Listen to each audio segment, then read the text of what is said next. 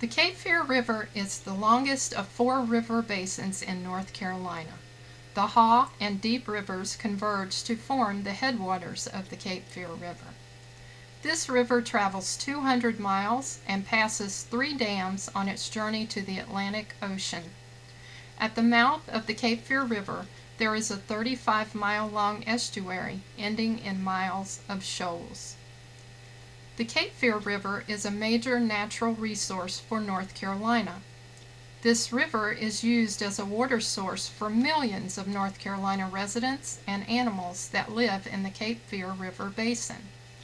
The river basin also contains at least 95 species of fish and is home to many threatened and endangered animal species.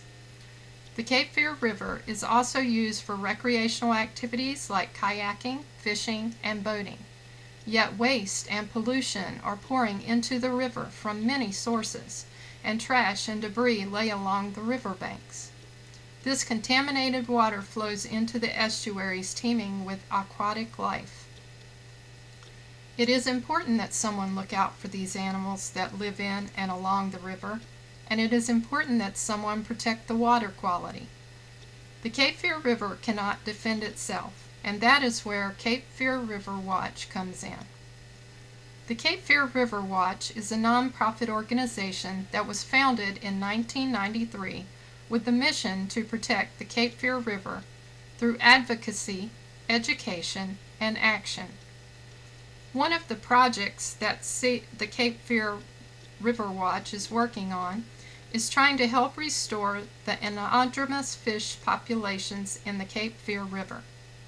These endangered species include shad, short-nosed sturgeon, Atlantic sturgeon, and striped bass that lost their spawning grounds when the dams were built on the Cape Fear River in the early 1900s.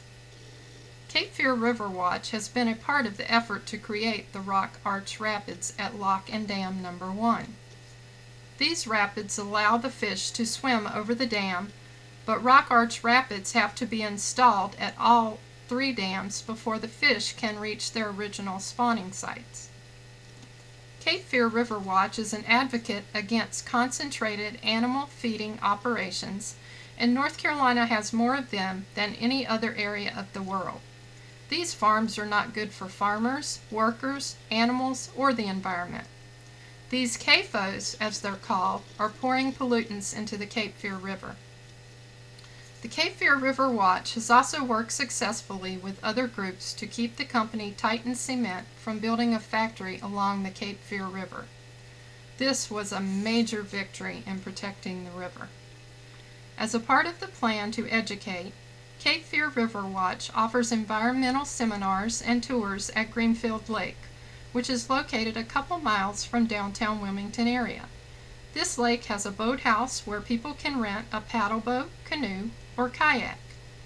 There are also summer camps for children ages 9 to 11. Interns help run the camps that teach children about the environment. Cape Fear River Watch also does presentations at local schools and helps with their field trips. As a part of their action plan, Cape Fear River Watch has a community paddle on the 3rd Saturday of every month. Everyone is encouraged to paddle the river to learn about the environment and to develop a connection with the river. On the 2nd Saturday of the month, Cape Fear River Watch has cleanups where volunteers work to clean the river and its shoreline. The Cape Fear River Watch also performs water checks of the Cape Fear River regularly.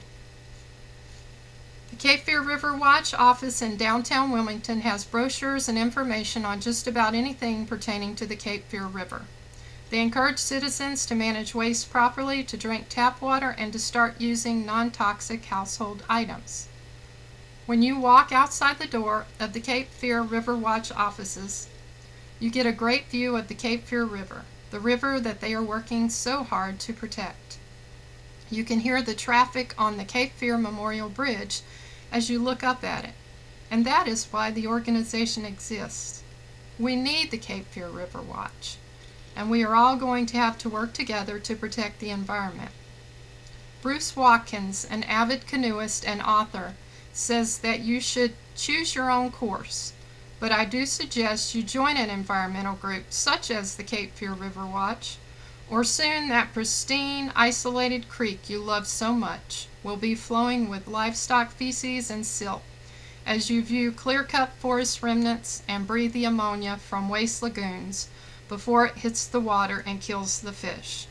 Remember the children and grandchildren, because the politicians won't.